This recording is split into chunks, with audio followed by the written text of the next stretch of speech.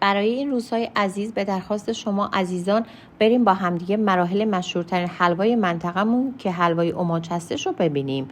اول شربتش رو آماده میکنیم که من نسبت آب و شکر توی کفش نوشتم. حالا آرد و الک میکنیم، بهش نمک و زردچوبه و دارچین میزنیم. بعد شیر رو اینطوری به خورد آرد میدیم تا به صورت تکه های کوچیک خمیر در بیاد که ما بهش میگیم اماج.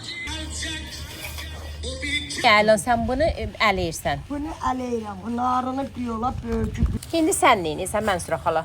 Mən də baş dönüm. Bu yekələrin riz eləyirəm, yekə olmasın. Omad sərindir bura, ta biraz quruyar. İnsan Hazreti Ali, Efendimizin insanı, İmam Hüseyin'in insanı, Cenab-ı Kasım'ın insanı, Yekber'in insanı. Biraz sarkı yok ki rengi qəşəng ola. Biraz tuz atıyor ki imamların ölenlerimizin insanında ola.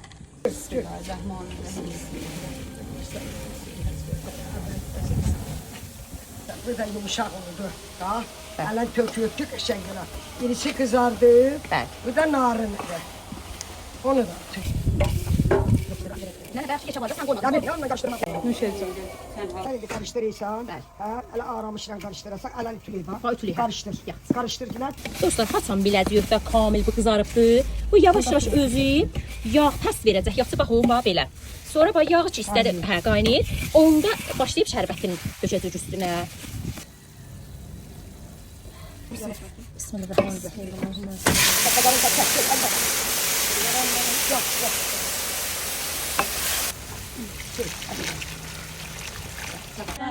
yağı qaytarsın. Bəli, ələn onu güdür də. Bəhliki, bəli, bəhliki boşluğu bilinsin.